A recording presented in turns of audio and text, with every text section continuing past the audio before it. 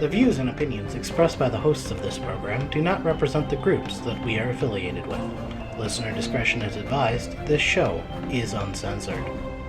This show is brought to you by the Serious Cybernetics Corporation. New genuine people personalities for your robots? What can go wrong? I think you ought to know I'm feeling very depressed. I'm Mike Dollar. And I'm Brett Peter. And this is Don't Panic, McHenry County.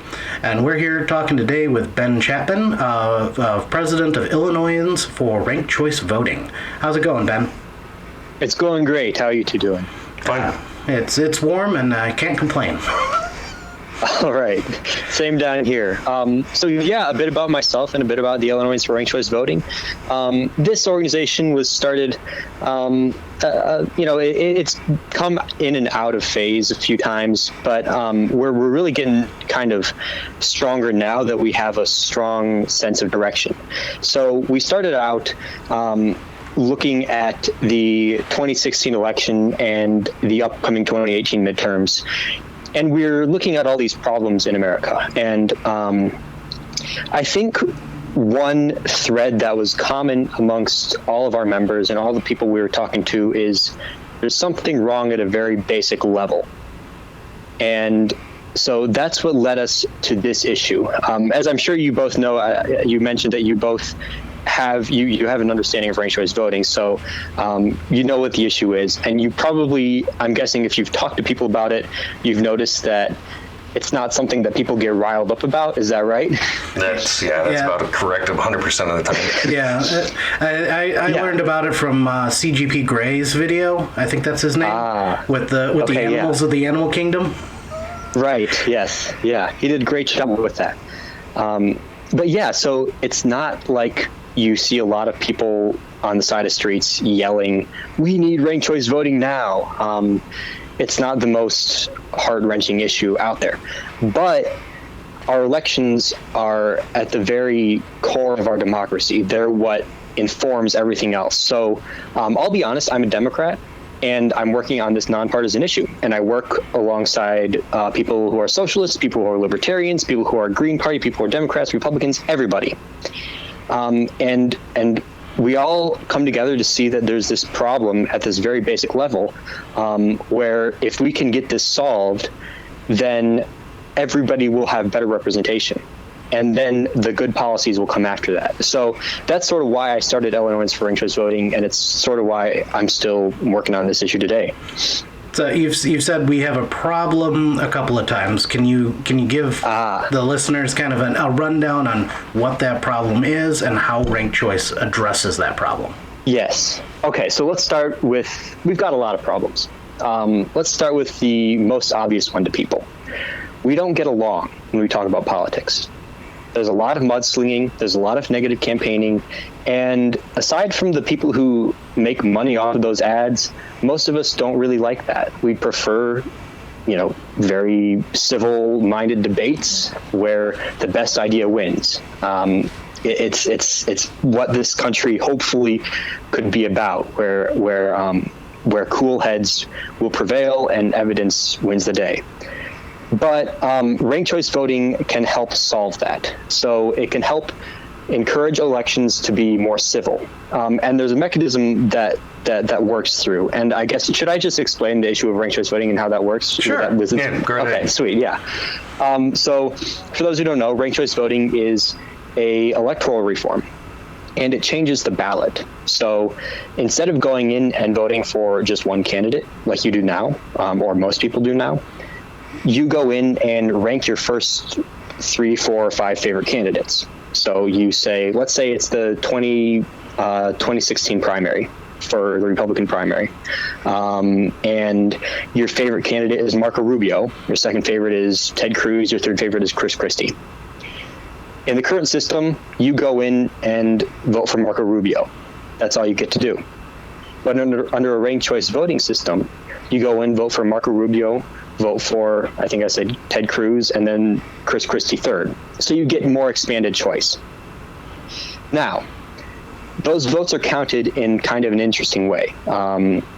It's a runoff system, but it's called an instant runoff system. And this sometimes throws people off and makes people feel like it's too confusing. But you have to remember that the voter doesn't ever see this part. The voter doesn't need to worry about this part. This is all on the counting side. So what happens is your first votes get tallied up. Everybody's first choices get tallied up. Now, if a candidate, say if Marco Rubio gets over 50% of those votes, that's the end of it. He wins. But if no candidate has over 50% of those votes, then the lowest choice drops off, and the votes for that the candidate with the fewest amount of first place votes drops off, and the votes that previously went to that candidate are distributed to those voters as second choices. And then if a candidate has over 50% of the votes, then they win. But again, if they don't, then the next lowest place drops off until you have two candidates, at which point either they're in a dead tie, which is extremely unlikely, or one candidate will have more. So that's the system. That's what we're talking about with ranked choice voting. And again, it sounds complicated, but remember, from a voter's perspective, you're just ranking things in order 1, 2, 3. It's like ranking Star Wars movies. It's like ranking your favorite types of pie, So that's the system right there. So I personally, I'm a big fan of it because I think that we need more third-party representation than the two major parties.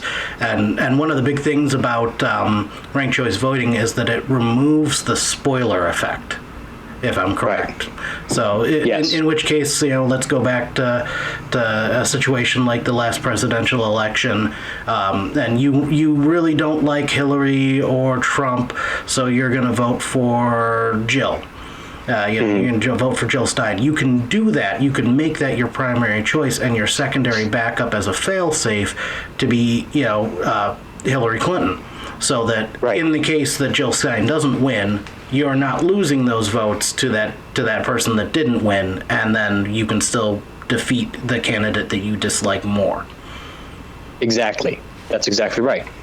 And one of the things, once you realize that, then you can see how our current system is, in a certain light, it's holding voters hostage. So going back to 2016, like you mentioned, people who support Jill Stein, they probably really, really didn't like Donald Trump. That's just from what I understand about Jill Stein. But they could sort of tolerate Hillary Clinton. They might not have liked Hillary, but they could deal with it. So when they go into the ballot booth, they might not vote for Jill Stein because they're so terrified of Donald Trump that they go in and vote for Hillary Clinton because they feel like they have to, because they feel like they basically have an electorally imposed gun to their head, where if they don't vote for the main party candidate that has a chance, then they have to deal with this thing that they really don't want. It's holding the voters hostage is what it's doing. And the result is candidates don't have to prove that they're the best. They don't have to make you like them. They just have to make you hate the other guy, or the other woman, I should say. So yeah, that's how we get into this system where candidates have such a low bar that they have to get over, and mudslinging, it becomes the norm. So more you can push it towards actual policy instead of who can sling the best shit. Exactly. Yes. It's not just about who knows how to make the best attack ad. It's who really has the policy ideas. And the other thing that it really does is that a candidate that wins definitely has, unless there's so little votes, a majority of the population voting for them for winning. Well, yeah, they'd have a majority of the voters. Right. As some folks have pointed out, this isn't necessarily always the case. There's some arithmetic that says, like let's say we have 20 candidates like we have in the Democratic primary right now, or maybe it's 25 or something like that. And the voters only get 3 choices on the ranked choice voting ballot. Now that's still 3 more choices than they have, or 2 more choices than they have right now. But there's a chance that just because there's going to be so much vote splitting amongst these 20 candidates, somebody will win. They'll just have like maybe 40% because a lot of the voters didn't ever choose that candidate. Or even 19% for that matter. I mean, they can have 19%, everybody else can have 5, or it's especially with 25 people running. It's crazy. Under the current system, it can be very low. Yeah, but then again, the current Democrat primary is really crazy to begin with. Well, so. Yeah. I like this. I like the presidential examples because they make sense to everyone. And if we go way back, I think the first point at which I realized, wow, our election system is terrible, is the 2016 Republican primary, where we had, again, this huge field of candidates. We had, I think, about between 15 and 20 in the first debate.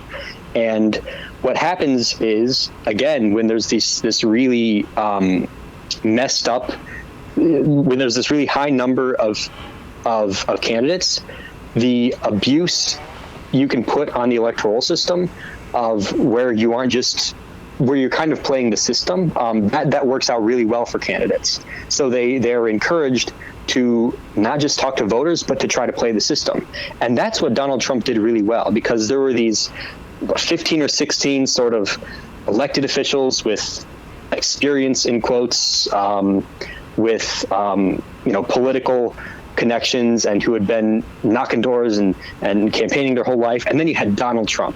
So everybody who kind of liked the traditional politician image, they kind of split their votes among these other candidates, while the people who like Donald Trump, they all solidified themselves behind Donald Trump, and they fell in love with his completely way out there newness, freshness.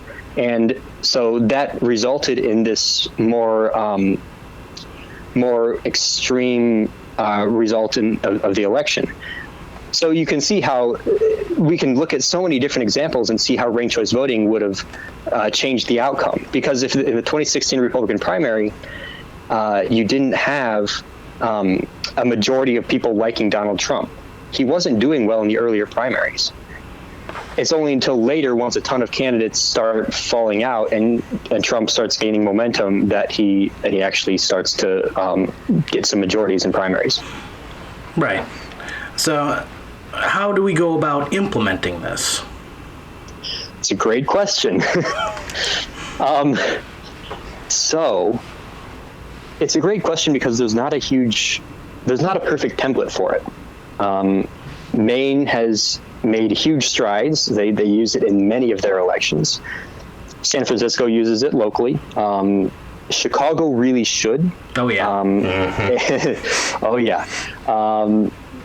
And I think Minneapolis uses it. There's a lot of municipalities who use it around the country. And so step one is look for options there, because this is a new way of voting. And as simple as it really deep down is, and as much sense as it makes once you kind of wrap your head around it, it does take some introducing, because candidates have to learn to campaign differently, pollsters have to learn to poll differently, the media has to learn to cover elections differently, and it's a new system. It's a better system, but it takes some time. So the way that we kind of slowly integrate this into our society is starting municipally and then going and looking at places where we can implement it statewide once people have adjusted to it. And I'm kind of a hypocrite in saying that, because I really am a fan of some of the places who are using ranked choice voting for this 2020 Democratic primary, the presidential primary. They just realize that there's this intense need for it, and they're going right away to that. But so that's how we get there. That's the goals we have. And in terms of boots on the ground stuff, there's a lot of donating to the educational ad campaigns, donating groups like Fair Vote, who help educate people on ranked choice voting and who help advocate for it. And there's going to be a lot of meeting with legislators and just talking to your friends about ranked choice voting. It's a whole lot of grassroots work, is what it is.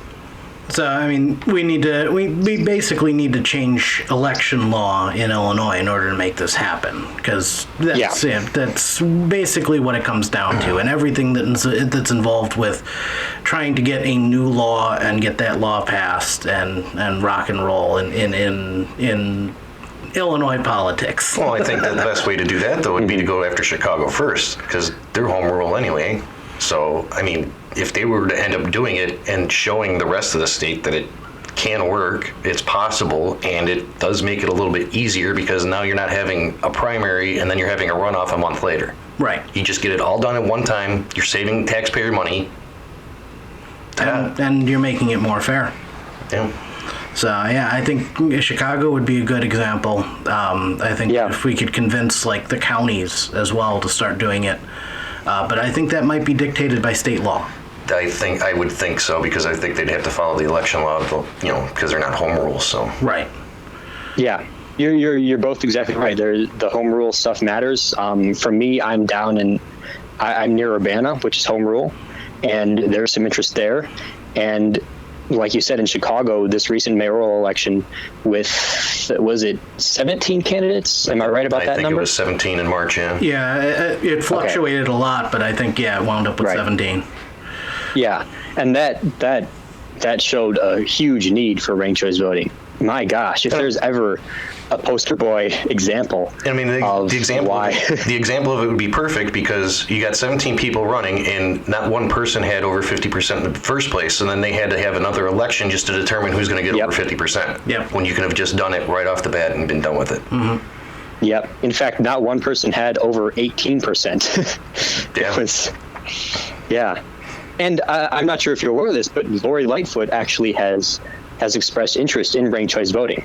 She's I think it was during a meeting with the League of Women Voters when she mentioned that. So there's a lot of potential there. It's just a matter of making it a priority for the city council people, and making those calls to your aldermen and stuff. So yeah, it's just a matter of making it a priority, I think, up there. All right, so those of you listeners out there that are outside the McHenry County District, the McHenry County area, that are listening to us in Chicago, if you reach on out to your alderman, let's get this moving. That's the way to go. We'll have some links in the description as well for information that you can get. And do you think it would be a good idea to as well link to Gray's video, or is that already linked on one of your guys' stuff? Oh, I mean, yeah, it's linked on our stuff, but it's always great to link it just because I love that video. It does a great job of showing, yeah. Oh, you know what, sure. too? I'm gonna also add, when we do this, I'm gonna find that link to the one when Maine did when they did their first major one. Mm-hmm. I can't remember if it was just the end of last year, if I remember right. That video is just awesome to watch about it, because they go through the entire process in front of the cameras, in front of everybody, and show you exactly what's happening when they were doing the countdown. Right. So it was very, I mean, of course, there was a couple snags at the beginning and stuff, like the machine didn't want to start counting right away and everything, but it went off. It was pretty good. I mean, obviously, you don't want to watch through all, I think it was 8 hours of it, but...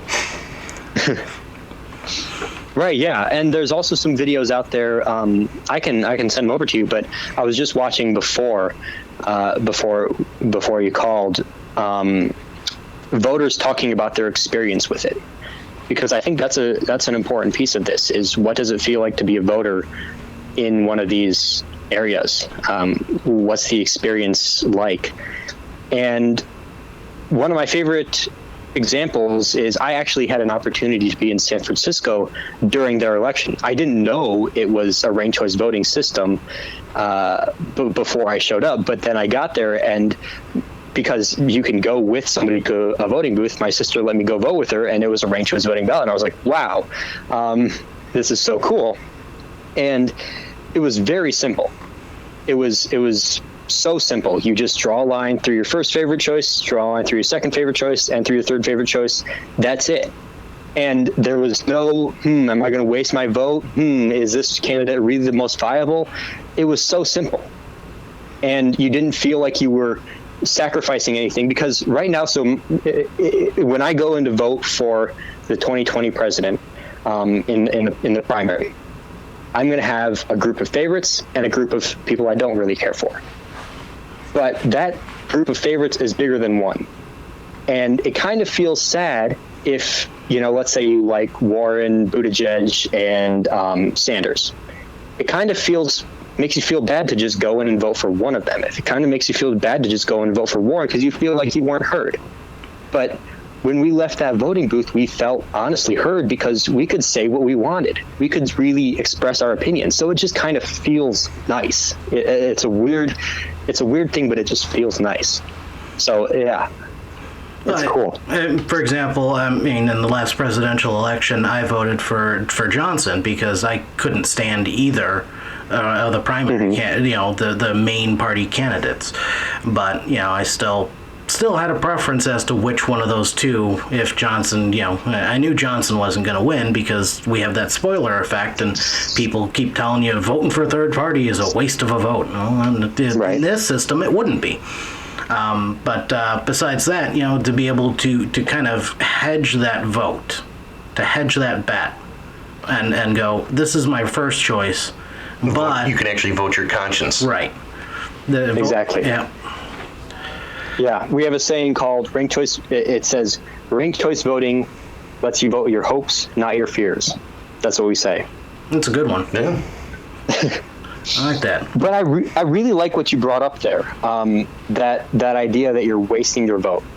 And this is my soapbox here, but there's something to me that's patriotic about supporting ranked choice voting. And I think back to, you can really look at any election with a lot of candidates, but you'll often hear, oh, why is this candidate getting in the race? They're just going to spoil the election. Right. Why would you vote for Ralph Nader? You're just going to hand the election to George Bush. Yeah, or they said the same thing about Perot. Ross Perot, yeah, I was going to say, he's been in the news recently. Right. So it's ludicrous to me that we would even accept that kind of talk in this country where we're supposed to have fair and free elections, that people are shamed for voting who they truly believe in, and that people are shamed for running for office. Everybody should have a right to run for office. Nobody should be shamed for the act of running for office. Should they be shamed for believing in crazy things that will hurt people? Yes, absolutely. But they shouldn't be shamed for getting in a race, because that's a right that we have as people living in this country. Most definitely. Yeah, it's something very, very basic and patriotic to me that we should have ranked choice voting, because it's fair and it's free. And it also lends towards our founders' original vision, who warned us against a two-party system. Mm-hmm. Yeah. So I mean, that's definitely that to me, that's the big important thing. I don't know about you there, Ben, but to me, that's the big party. That's the big thing, is that it's going to open it up, and we can get rid of some of these old crusty primary, Democrats or Republicans, and start looking towards some of these third parties, and open that field up like that. Yep. Yeah. Once again, exactly it's going to go back to policy instead of mudslinging, which is going to be, I think would be totally awesome. But then we truly could vote for person, not party, or policy, not party.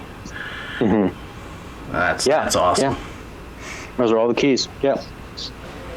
So is there anything that we've missed that you want to add in here? Anything we haven't asked about? Because I mean, we still got plenty of time if you want. Well, I think there is one story I'll tell, and it goes back to San Francisco. Now, I whenever I tell the story of this election, I let people know that I'm oversimplifying. I'm oversimplifying what's happening in a race, just because, as anyone who works in politics knows, a campaign gets very complicated very fast, and exactly why one candidate wins and why one candidate loses is very complicated. But I think that if you look at the San Francisco mayoral race, the recent one, if you look at it from kind of a 30,000-foot view, you see what ranked choice voting means for our country at large. And you'll see that it provides us with hope for a completely different political sphere. So what happened was, there were three kind of leading candidates. There was Jane Kim, there was Mark Leno, and there was London Breed. Now, when I was walking around in San Francisco, because as you might know, you have to walk a lot in San Francisco, I found some literature on the ground. And it said, vote for Mark Leno and Jane Kim. And some would say vote for Mark Leno first and then Jane Kim second. And, I guess there was some out there that might have said vice versa. But it was crazy to me. I was like, why are these two candidates for the same position sharing literature? Why do they have the same flyers? And then I looked it up some more, and I found out that they were campaigning together. They were actually teaming up, and they'd formed a coalition because they believed in the same thing. And to me, that was crazy. That was radical. That awesome. was so shocking. Yeah. That is beautiful. To me, that shows like a true interest in the good of the people. I don't care which one of us wins. We're both on the same page here. That's awesome. Yeah. And I was thinking, what would this look like in a presidential race? What would happen if two candidates were very similar to each other in a presidential race? And what would happen is they would artificially become very distant from the other candidate that's similar to them. They would artificially build rifts. They would purposely divide themselves and purposely try to set themselves apart. They would run negative ads against the other one and beat the other one that they agreed with down further into the dirt because they really don't want to risk splitting votes with that candidate. So our current system punishes agreement. It punishes appearing similar.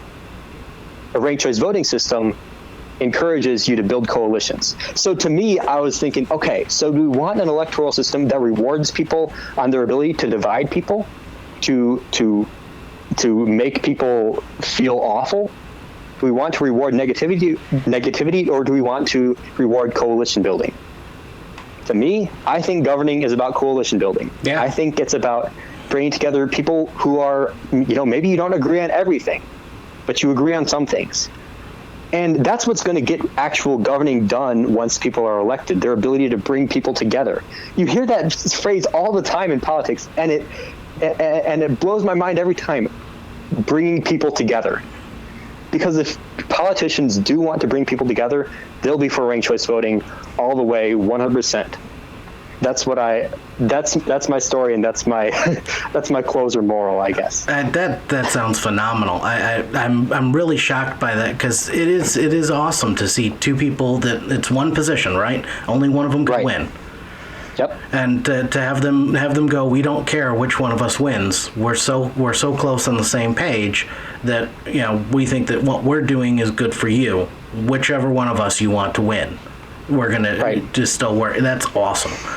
So I did have one more question. If you don't got anything on that, Brett. I got a couple, but that has nothing to do with this one. So. Okay, so I'm actually in the beginning stages of prepping to run for a township office in 2021, and I'm going to run as an independent. Okay. So in order to get uphill battle, in order to get on the ballot, I need approximately. I think it was like 575 signatures to get on the ballot. To run as a Republican, I would need 15. To run as a Democrat, I would need 10.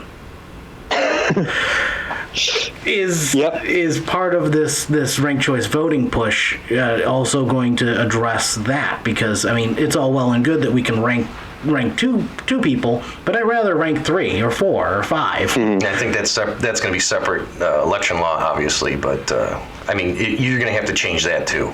Right, that's what I'm saying. Is that part of this push to get that adjusted? That is not part of our push, but it is part of a push that I'm very much in favor of, personally. Mostly it's to not confuse people that we haven't really incorporated it as a major part of our platform. But you're exactly right. When I ran for county board in Champaign County District 1, I collected 18 signatures. Well, I collected way more than that, but I only needed 18. And the independent in the district next to me collected somewhere in the ballpark of 550, or had to collect that many. It's patently unfair. You're exactly right that it's patently unfair. So I believe that there was an effort, and you may have to fact check me on this, but I believe it's a bill by Andy Minar, who's a state senator for the Springfield area, to try to fix this. The problem is, of course, that the members of the Illinois General Assembly are, by and large, members of the main two parties, and they don't really have an interest in letting other folks come to the table if they may stir things up, because things are working out pretty well for members of the main two parties right now, so they don't have a motivation to change. So this sort of stuff really has to come from a grassroots area, but it is objectively unfair. Whether the numbers should be exactly the same or not, I'm uncertain, and I'll have to do some more thinking about that, and I'm sure there's some evidence about what makes a healthy electoral system that would help point us to that, but it shouldn't be 500 versus 15 versus 10. That's ridiculous. Yeah, I mean, even if they were to adjust one side of the equation, it would become more fair, because as an independent, I need 5 to 8% of the total people that voted in that last election. To run as a Democrat or Republican, I need 0.5% of the qualified primary electors of their party. So not only do they have a smaller percentage, but they have a smaller starting number. All right. Yeah. Yeah, which is like another thing. When I ran for library board, I needed 23 signatures, I think it was. Mm-hmm.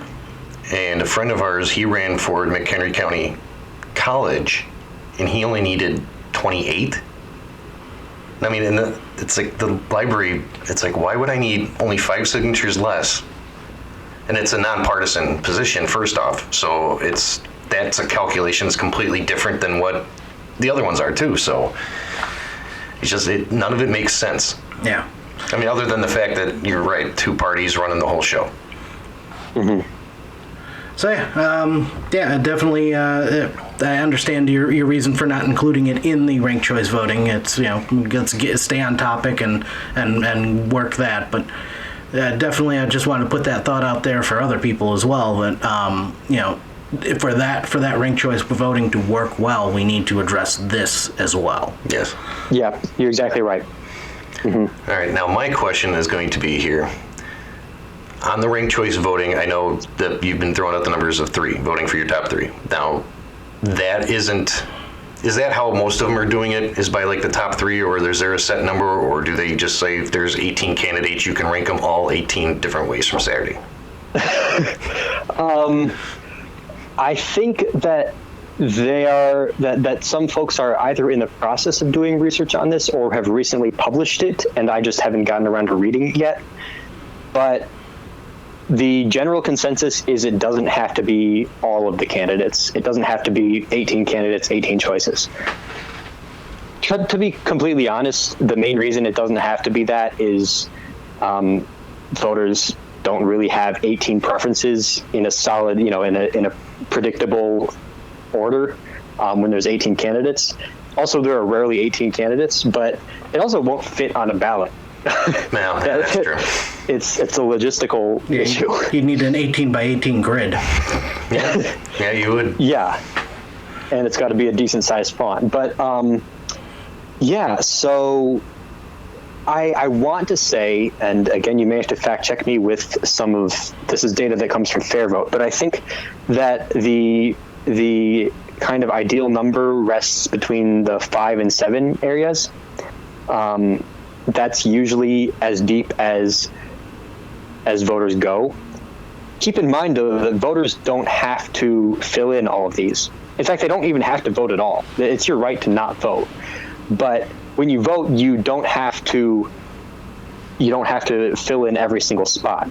Sometimes people get nervous about that. What if I don't have 5 preferences? What if I only like 1? Or what if I don't like ranked choice voting at all? Well, honestly, if you don't like ranked choice voting, you can just fill in your first preference and then leave, and you voted like you did in the old situation. Oh, yeah. So, as an election judge, I see that a lot on voting day. You get people that are like, I don't like any of these options. Do I have to vote for one? No. No. I usually explain it to them in the matter of free speech. Nobody can make you say anything. So when you're voting, you're saying. Nobody can make you vote for any one of these. So if you don't want to fill that in, you don't have to. Yep. So I would say that if I were to recommend something for, let's say, this 2020 presidential election, if we were going to make this a ranked choice voting primary on the Democratic side, I'd say maybe 5 choices is enough. 5 choices is plenty for most people. Yeah. But that numbers is variable. and it's it's up for discussion whenever this RCV bill or whenever RCV bills are drafted. So. Well, that was yeah. another thing I was going to ask is, do you base it on like the number of candidates running? Like if there's 5, do you set the max at 2, or if there's 10, do you set it at 4? Or I mean, I'm not sure. Yeah, I'm not really sure of the answer. That's an interesting question. I would guess it would usually be set because a county clerk's, it might make it easier for a counting machine to take care of that, but you'd have to ask a county clerk for more information on that. No, yeah. And then you mentioned bills. Is there any current bill numbers we can throw out there for people to bug their elected representatives with? There is nothing current in Illinois. Okay. The most recent bill was something that Senator Daniel Biss introduced. It was SB 780, so it was in the state Senate. And that bill, from my understanding, never made it out of committee. It was eventually, if you look it up now, it'll be under Senator John Cullerton, who is also kind of interested in ranked choice voting. He's the Senate president. So, but we are very optimistic because as some organizers on the ground, we have managed to meet with some elected officials in the ILGA, and we're pretty confident that we're going to have a bill to bring ranked choice voting to the Democratic presidential primary for 2024. We're going to have some co-sponsors on it, and I don't think I'm allowed to say exactly who those people are, but that's fine. We'll weed them out later. You can just whisper it really, really quietly and pretend we didn't hear it. But yeah, suffice it to say, we're very excited. We're very excited that we will have a bill soon. And if you follow our Facebook page, Illinoisans for Ranked Choice Voting, and our Twitter page, it's at IL4RCV, you'll be able to, we'll make a lot of noise when it happens because we're very excited about it. So we like noise. We make a whole bunch of noises. Good. So, and to carry on with your Twitter stuff, there's also the, on this Facebook page, it's, if you search for Illinoisans for Ranked Choice Voting, it'll pop up. We'll link to it. And we'll also have a link to it in the descriptions. But if you like typing it out the long way, it's actually facebook.com/reformvotingillinois/. Yep. So, I did have one more question, but I can't think of it right now off the top of my head. Man. Are you saying you forgot something? I did. Oh, again. This is what happens when I don't write stuff down. Yeah, that's why I've got notes, man, notes. Yeah. Damn.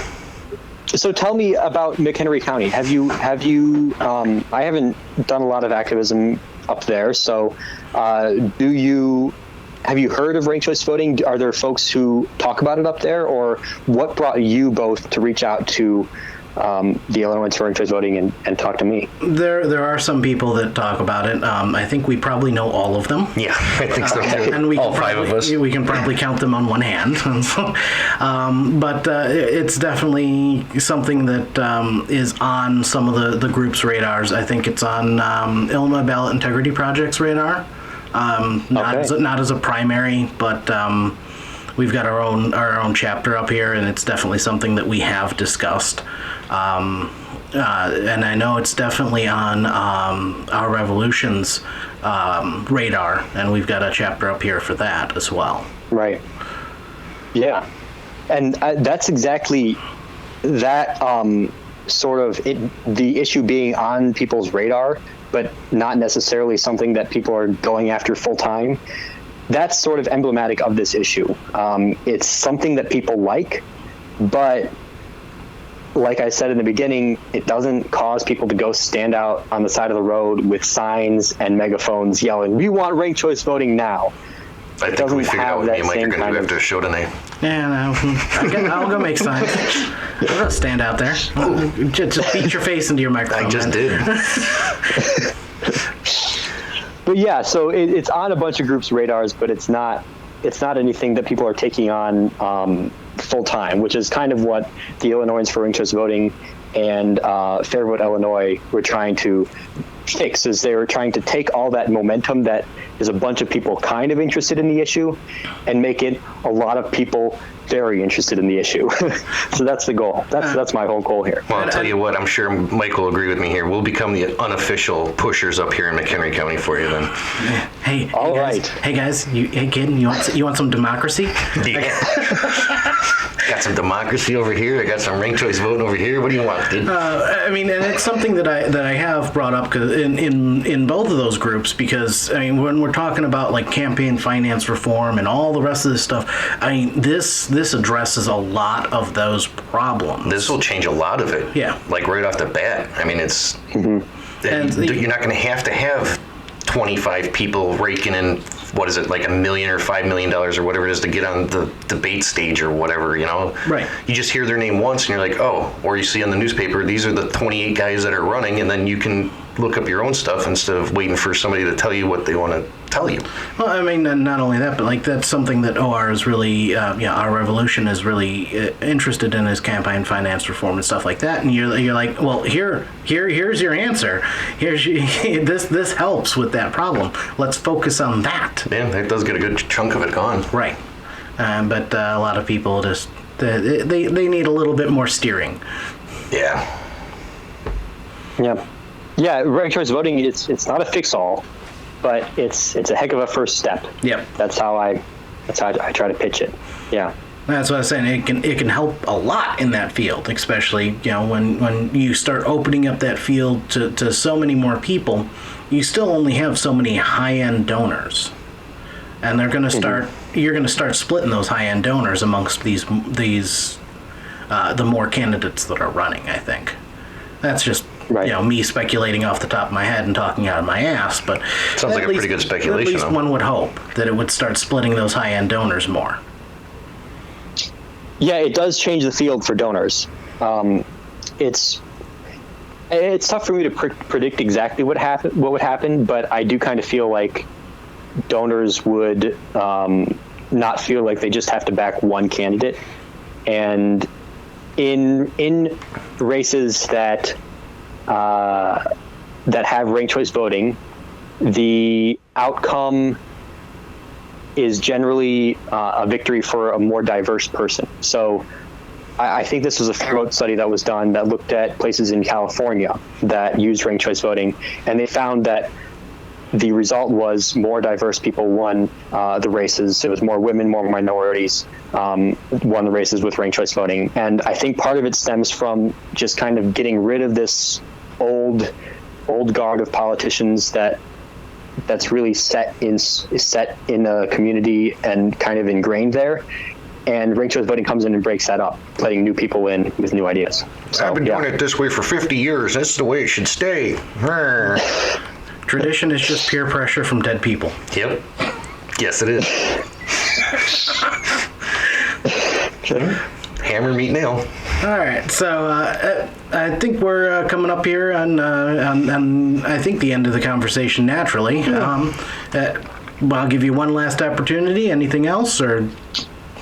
Well, yeah. I mean, I just say if you're interested in helping out, if you're interested in getting involved, check out our Facebook page, Illinoisans for Ranked Choice Voting. Check out our Twitter. We give you ways to get involved.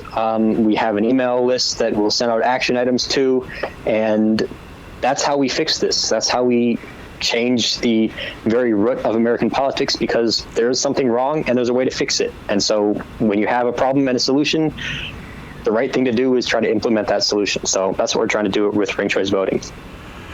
Awesome. Thank you again for coming out, giving us a call and appearing on the show here, Ben. Thank you so much for having me. It was a blast. And I'm sure we'll probably call you up later when we get some more bill numbers or more people behind the stuff to push it. So yeah, I'd be more than happy to have you back on once that happens. Or if you're up in the McHenry County neck of the woods, come by, stay high. We'll give you a mug or something. Yeah, Will do. I've got a very nice bar in the recording studio, aka my basement. All right. All right, Ben. You take care then. And once again, this is Don't Panic, McHenry County. I'm Mike Dollar. And I'm Brett Bader. And don't do anything I would do.